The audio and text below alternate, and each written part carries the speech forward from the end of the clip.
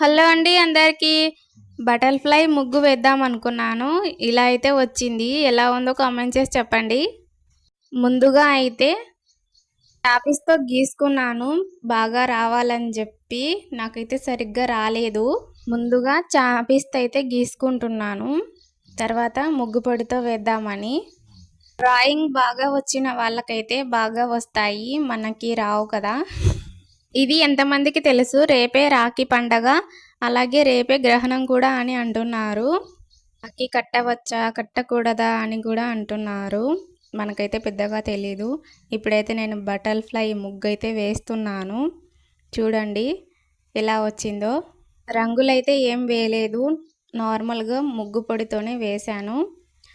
సగం ఇలా కొన్నిటికి ఇలా డిజైన్ అయితే గీశాను. తర్వాత రంగులైతే వేశాను కొన్ని ఆకులకి.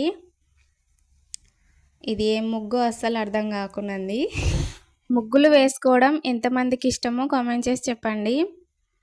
ముగ్గుల పిచ్చి కూడా ఉంటుంది. కొందరికి వంటల పిచ్చి ఉంటుంది.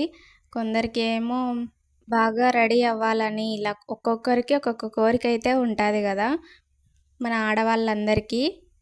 నేను వేస్తున్న ముగ్గులు ఎలా ఉన్నాయో కామెంట్ చేయండి. మన ఛానల్లో చాలా ఉన్నాయి. ఆషాఢ మాసం ముగ్గులు, అలాగే శ్రావణ మాసం ముగ్గులు కూడా ఉన్నాయి. సెప్టెంబర్ 4వ తారీఖున కృష్ణాష్టమి వస్తుంది.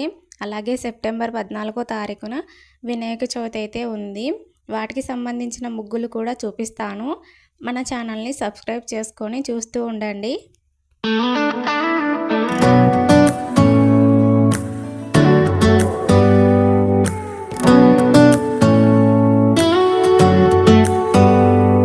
Do you hear that?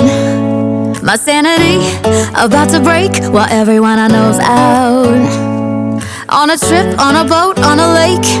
I'm tired of feeling all FOMO. Babe, I don't even care if we stay home. Put our to-do list on ice.